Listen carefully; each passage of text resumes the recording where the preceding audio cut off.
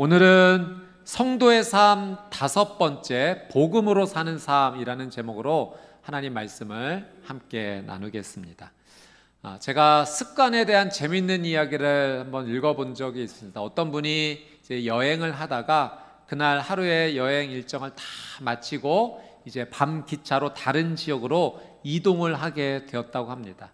그날 하루의 일정이 너무 타이트해서 피곤했는지 그 기차에 앉자마자 꾸벅꾸벅 졸기 시작한 겁니다. 한참을 자다가 이분이 깜짝 놀라서 지금 몇 시지 하면서 수면제 먹을 시간인데 하면서 수면제를 급하게 드시더랍니다. 습관이었어요. 매일 그 시간에 먹던 습관이 있어서 그날은 안 먹어도 충분히 주무실 만한 상황이었는데 습관 때문에 그 수면제를 먹었다는 이야기입니다. 여러분, 이 습관이라는 것이요 참 무섭습니다. 무의식 가운데 나도 모르게 그 습관이 내 삶 가운데 표현이 되는 거죠. 예전에 한 목사님께서 이렇게 설교를 하시다가 이렇게 말씀하시려고 했던 거예요. 사랑하는 여러분, 믿음으로 삽시다 라고 선포하시는 가운데 이 사랑하는 여러분 대신에 목사님께서 무의식적으로 사랑하는 여보, 믿음으로 삽시다. 집에서 얼마나 그 말씀을 자주 하셨던 것인지 무의식적으로 습관이 그렇게 표현이 됐다는 거죠. 여러분, 우리의 삶이요 습관에 연결되어 있습니다. 일상에 반복적으로 나타나는 일들이 90% 이상이 몸의 습관으로 나타나 있다는 거죠. 우리가 이 습관을 잘 따라야 될 것이고 또 주의해야 될 이유가 한 가지 있습니다. 왜냐하면 이 습관이 나도 모르게 고정관념으로 남을 수 있기 때문에 그렇습니다. 코끼리 족쇄 이론이라는 것이 있어요. 이것이 무엇이냐면 코끼리가 아주 어렸을 때 이 말뚝에 사슬로 이 어린 코끼리를 묶어두면 그 어린 시절에는 힘이 아직 없어서 그 말뚝을 뽑아낼 수가 없는 겁니다.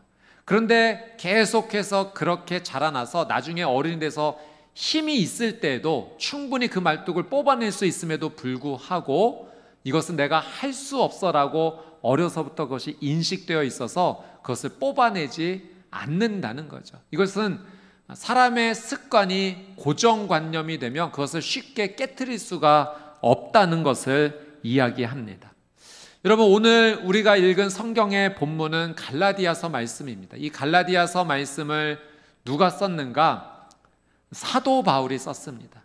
이 사도 바울은 원래 어떤 사람이었는가? 사도 바울은요 유대인 중에 유대인이었습니다.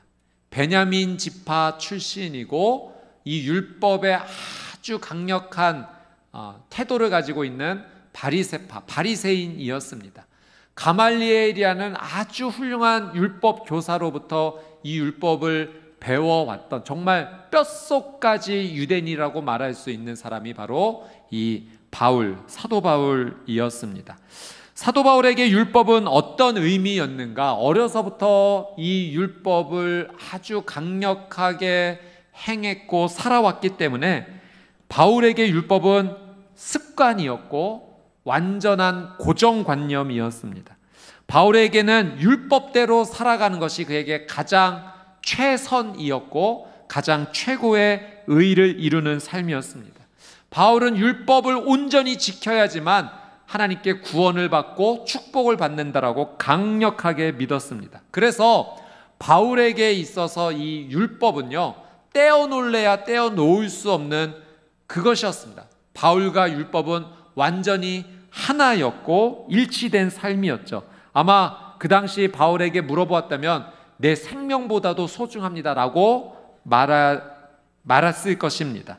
율법을 버리는 것이 바울에게는 죽는 것보다 더 어려운 일이었죠. 불가능 중에 불가능이었습니다. 그런데 바울이 이 율법으로부터 완전히 분리될 수밖에 없었던 아주 특별한 경험을 하게 됩니다.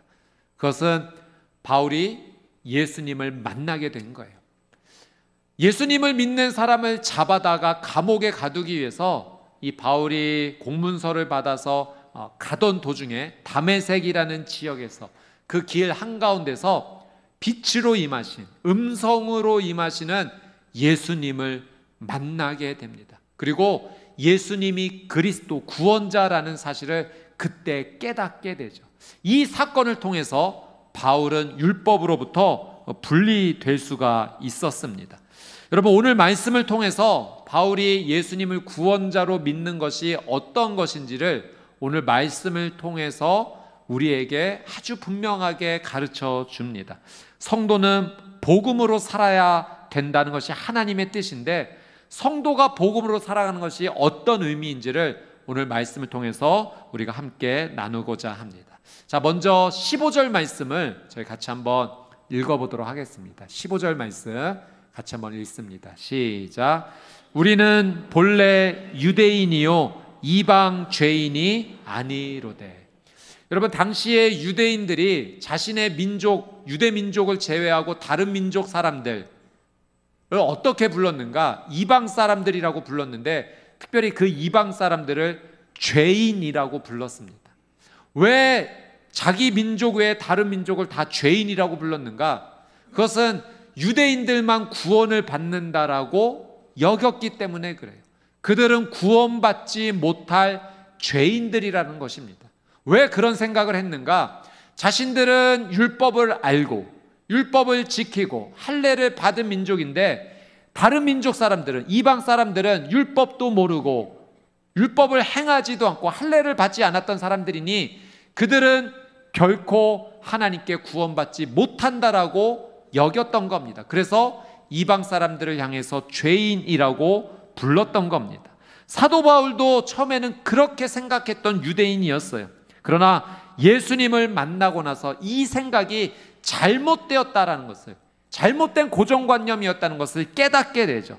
자, 바울이 어떻게 구원을 받게 되는지 그 자세한 설명을 우리에게 가르쳐 줍니다. 16절 말씀 한번 같이 읽어보도록 하겠습니다. 16절입니다. 시작.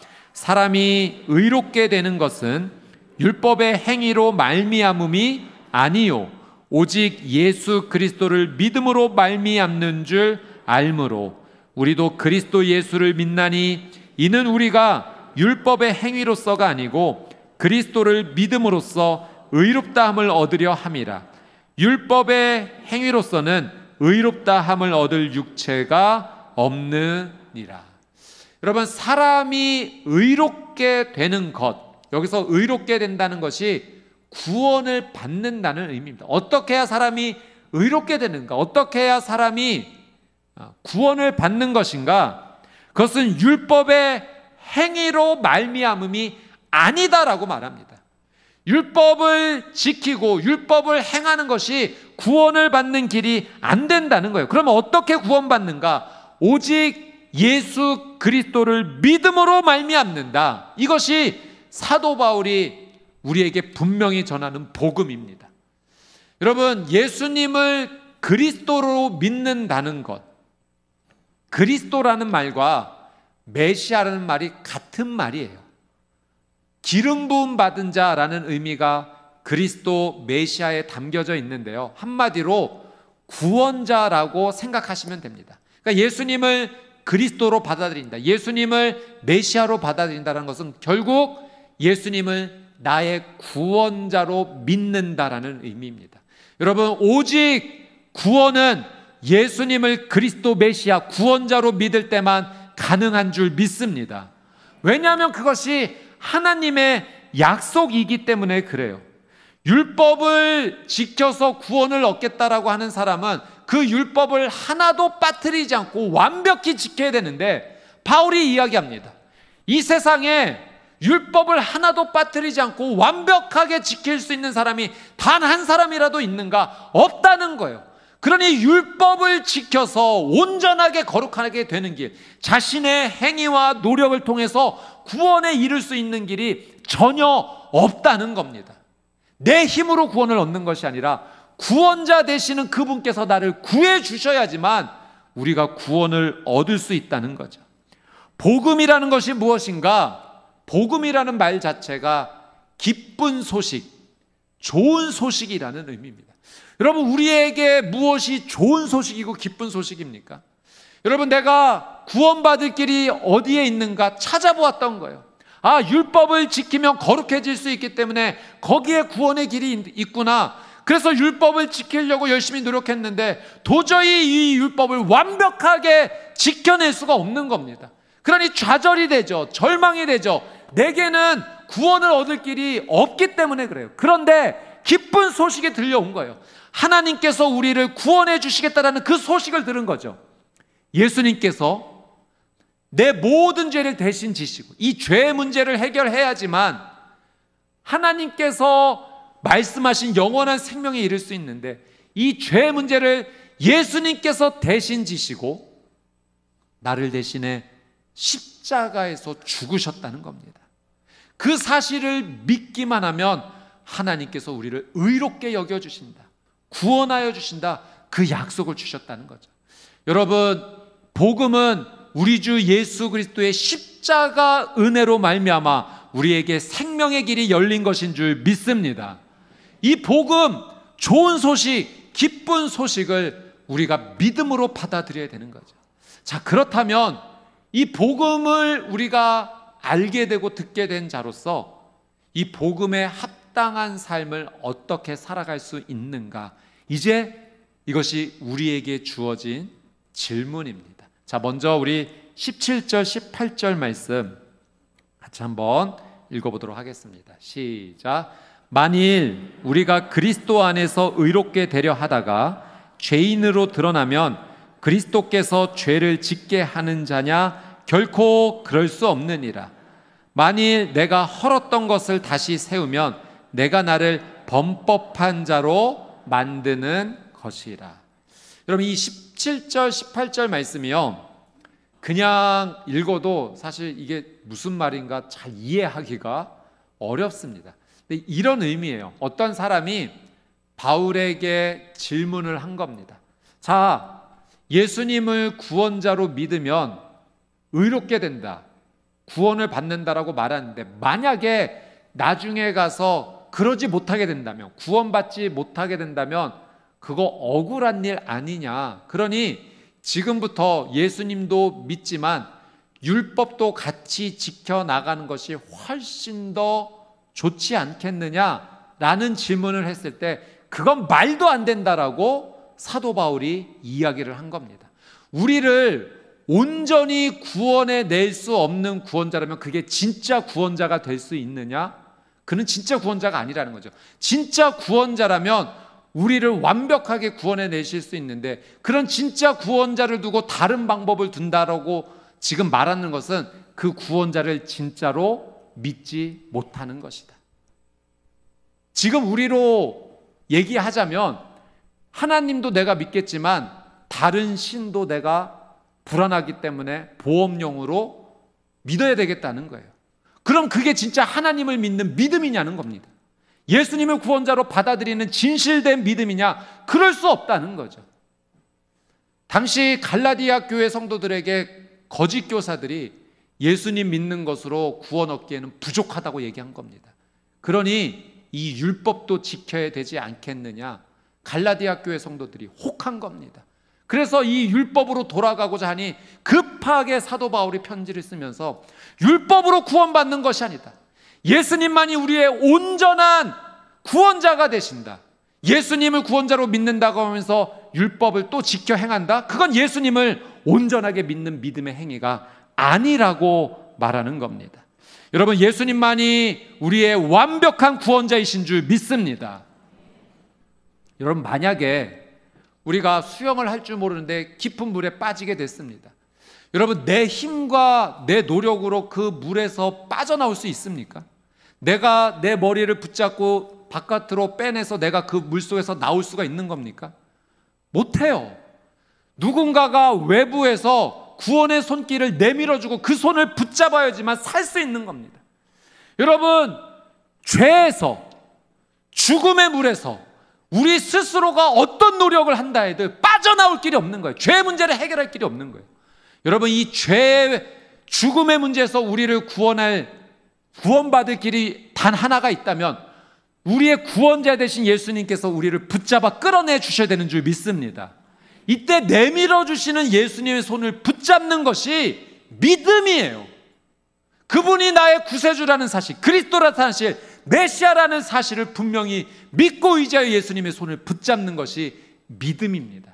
하나님은 그 믿음을 보시고 우리를 의롭게 여겨주시고 구원하여 주신다라고 약속을 하신 거죠. 여러분, 구약 성경에도 보면 하나님께서 의롭게 되는 것은 믿음으로 말미암아 이루어진다라고 분명히 말씀하셨어요.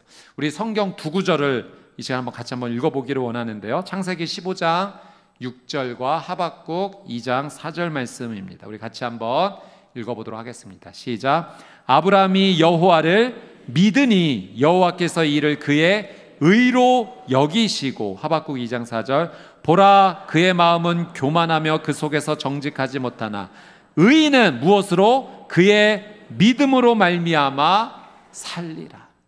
여러분, 아브라함이 하나님께 인정을 받았던 것은요, 그의 어떤 행위가 아니라 하나님을 믿는 믿음 때문이었어요. 하나님께서 아브라함의 믿음을 보시고 그를 의롭게 여겨주신 겁니다. 하박국 말씀에서도 의인은, 구원받는 자는 오직 믿음으로 말미암아 살리라. 여러분, 우리가 살아날 수 있는 생명의 길은 하나님을 믿는 것인 줄 믿습니다. 예수님을 나의 구원자로 믿는 이 믿음, 그걸 하나님께서 보시고 그것 때문에 우리를 의롭게 여겨주신다는 거예요. 내 힘과 노력으로 율법을 지켜 행함으로 구원을 얻는 것이 아니다라는 겁니다. 여러분, 예수님을 믿는 것으로 충분하다. 사도 바울이 그것을 강조하는 거죠. 자, 그래서 19절에 이렇게 말합니다. 19절 말씀 같이 읽어봅니다. 시작. 내가 율법으로 말미암아 율법에 대하여 죽었나니 이는 하나님에 대하여 살려 함이라. 여러분, 사도 바울이요, 예수님을 믿는다는 것이 어떤 의미인지를 아주 위대한 믿음의 고백으로 표현합니다. 예수님을 나의 그리스도 구세주 메시아로 받아들이는 것은 바로 이런 것이다라는 거예요. 나는, 사도 바울의 말입니다, 율법에 대하여는 죽었고 하나님께 대하여는 산 자다. 여러분, 사도 바울은 처음에 말씀드렸듯이 율법과 완전히 매여 있었던 사람이죠. 분리해낼 수가 없었습니다. 그런데 이 분리가 된 것이 어떻게 분리가 되었는가? 예수님을 믿음으로 분리가 되었는데, 그래서 사도 바울이 선포한 거예요. 나는 율법에 대한 죽었다. 이제 그 부분에 대해서 내가 죽었기 때문에 분리가 됐다는 거예요. 그리고 나는 이제 누구에게 완전히 의지하게 되었는가? 붙게 되었는가? 하나가 되었는가? 예수 그리스도 그분께 하나가 되었다는 거예요. 율법에 대하여는 죽고 하나님께 대하여 살았다는 것이 바로 그 믿음의 고백입니다. 여러분, 이 생명의 역사가 신비해요. 살기 위해서 죽어야 된다는 겁니다. 복음은 내가 살기 위해서 죽어야 된다는 거예요. 그래서 살기 위해 죽는 것이 무엇인지를 사도 바울이 20절 말씀에서 아주 자세하게 설명을 합니다. 여러분, 우리가 정말로 사랑하고 암송하는 이 말씀, 갈라디아서 2장 20절 말씀을 같이 한번 읽어보도록 하겠습니다. 시작. 내가 그리스도와 함께 십자가에 못 박혔나니 그런즉 이제는 내가 사는 것이 아니요 오직 내 안에 그리스도께서 사시는 것이라. 이제 내가 육체 가운데 사는 것은 나를 사랑하사 나를 위하여 자기 자신을 버리신 하나님의 아들을 믿는 믿음 안에서 사는 것이다. 여러분, 사도 바울이 나는 죽고 나는 예수로 산다, 이 고백을 하는데 이렇게 설명하는 거예요. 내가 그리스도와 함께 십자가에 못 박혔나니. 예수님을 구세주로 믿는 것, 예수님이 나를 대신해 십자가에서 못 박혀 죽으셨다는 사실을 바울은 어떻게 받아들였는가? 예수님이 그 십자가의 갈보리 언덕에서 나의 모든 죄를 대신하여 못 박히셨을 때 바로 그 자리에 나도 예수님과 함께 못 박혀 죽었다는 거예요. 내 모든 죄가 예수 그리스도와 함께 죽었다는 겁니다. 그리고 이제 내가 육체 가운데 사는 것은 나를 사랑하사 나를 위하여 자기 자신을 버리신 하나님의 아들을 믿는 믿음 안에서 내가 사는 것이다라는 그 고백이죠. 이런 의미입니다. 여러분, 우리가 예수님을 믿기 전과 믿기 후에 우리 육신의 모습은 변한 것이 없는 것처럼 보여요. 그런데 달라진 것이 있어요. 예수님을 믿기 이전의 나의 삶은요, 죄가 시키는 대로 살았던 삶입니다. 내 안에 있던 죄가 이렇게 생각해, 이렇게 말해, 이렇게 선택해, 행동해라고 죄가 온전히 나의 주인이 되어서 나를 이끌어갔던 삶이에요. 그래서 늘 항상 내 삶의 결과에 무엇이 있었는가? 죄의 열매들이 있었어요. 그것은 죽음이었고, 저주였고, 미움이었고, 다툼이었고, 정죄였습니다. 죄가 늘 항상 나를 끌고 갔을 때는 내 삶에 언제나 죄의 일들만 있어서 너무나 괴롭고 힘들었던 일들이 너무나 가득했죠. 그리고 이 죄의 문제를 해결하지 못해서 나중에는 이 죄로 말미암아 죽음에 이를 수밖에 없었던 상황이 바로 나의 상황이었어요. 그런데 이제 예수님을 나의 그리스도 구세주, 나의 메시아로 고백하고 나서 예수님과 함께 이 모든 죄가 십자가에서 못 박혀 죽은 겁니다. 이제 내 안에 누가 사시는가? 내 안에 오직 그리스도께서 사시는 것이라. 예수님을 믿는 삶, 복음으로 사는 삶은 이제는 죄가 이끌어가는 삶이 아니라 그리스도께서 이끌어가시는 삶이 된다는 거예요. 예수님께서 원하시는 그 삶, 예수님이 나의 주인이 되셔서 예수님께서 말하시고 생각하고 행동하고 선택하는 일들이 나의 삶 가운데 일어나는 겁니다. 이게 바로 복음으로 살아가는 삶이라는 거예요. 그러니 나의 삶 가운데 어떤 열매가 열리겠습니까? 성령의 열매가 열리는 거예요. 사랑과 희락과 화평과 오래 참음과 자비와 양성과 충성과 온유와 절제, 이 모든 하나님께서 기뻐하시는 성령의 열매들이 내 삶 가운데 믿음의 증거로서 나타나기 시작하는 겁니다. 여러분, 오늘 본문의 11절에서 14절 내용을 보면 하나의 에피소드가 소개가 되어 있어요. 사도 바울이 게바를 책망했다는 겁니다. 게바가 누군가? 베드로예요. 베드로가 잘못한 겁니다. 그래서 사도 바울이 이건 예수님 믿는 자의 삶이 아니야, 영적으로 단단히 경계하고 훈계했다는 거예요. 어떤 일이 있었는가? 베드로가 안디옥에 오게 됩니다. 그리고 예수님을 믿는 그 이방인들과 같이 식탁의 교제를 나누게 되는데, 이 식탁의 교제 나누는 것을 다른 유대인들이 보는 것을 베드로가 알게 된 거예요. 자, 그래서 베드로가 그 자리를 슬며시 빠져나옵니다. 왜냐하면 유대인들은 이방인과 식사하는 것이 금지가 되어 있어요. 죄인이라고 여겼기 때문에 죄인과 함께 밥을 먹는다, 이거는 율법으로는 잘못됐다라고 유대인들이 여겼던 거죠. 그러니까 베드로가 그 자리를 피했던 것은 무엇 때문에 그렇습니까? 복음대로 사는 모습이 아니라 슬그머니 율법주의 성향이 나타났던 거예요.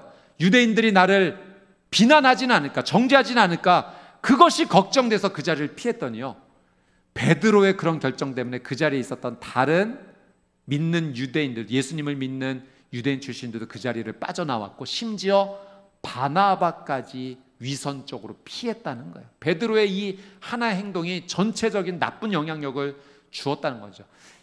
바울은 이게 복음의 진리에 합당한 모습이 아니라고 본 겁니다. 사랑하는 여러분, 우리가 예수님을 믿음으로써 어떻게 살아야 할까요? 예수님께 이 놀라운 은혜를 받은 자로서 어떻게 잘 살아야 될까요? 쉽게 얘기하면 어떻게 하면 예수님 정말 잘 믿을 수 있을까요? 사도 바울이 말합니다. 나는 죽고 예수 그리스도가 사시는 삶이 복음의 삶이라는 거예요. 여러분, 나는 죽어야 돼요. 예수님이 나의 구원자라고 고백하는 나의 삶은 나의 죄에 대해서 분명히 죽어야 됩니다. 내 혈기가 죽어야 되고요, 내 욕심, 내 고집, 내 이기적인 마음이 죽어야 합니다. 나는 살고 너는 죽어야 돼라고 생각했던 그 모든 잘못된 계획들, 내가 잘 되기 위해서는 다른 사람은 밟아도 된다라고 했던 그런 잘못된 죄악들, 미워하는 것, 정죄하는 것, 저주하는 것, 험담하는 것, 이건 예수님께서 원하시는 삶이 아니라는 겁니다. 이전에 죄가 원해서 살았던 그 삶의 모습들이라는 거예요. 이것에 대하여 나는 죽고 내 안에 예수 그리스도께서 사셔서 주인이 되셔서 예수님이 원하시는 그 삶을 살아가는 것이 바로 복음에 합당한 삶입니다. 여러분, 만약에 내 삶의 자리에, 나의 존재의 자리에 예수님이 그 자리에 서 계신다라고 한번 상상해 보십시오. 우리의 가정에 우리가 귀가를 하게 됩니다. 근데 내가 있어야 될 그 자리에 나 대신에 예수님이 계신 거예요. 나를 대신해서 예수님께서 우리의 가족들에게 말하시고 선택하고 행동하는 일들이 우리의 가정에 일어난다면 어떤 일이 일어날까요? 내가 다니는 회사에, 삶의 영역에 나 대신에 예수님께서 그 자리에 서 계신다면, 우리 교회 공동체에 나 대신에 예수님께서 그 자리에 계신다면 우리의 삶에 어떤 일이 일어날까요? 여러분, 예수님께서 말씀하시고 생각하시고 선택하시고 행동하시는 일이 내 삶에 일어난다면 기적이 일어날 겁니다. 여러분, 우리의 가정은 천국이 될 줄 믿습니다. 여러분, 내가 살아가는 삶의 영역에 놀라운 풍성한 열매들이 일어날 거고, 우리 교회는요, 여러분, 영적인 부흥의 은사와 열매들이 아주 가득하게 될 겁니다.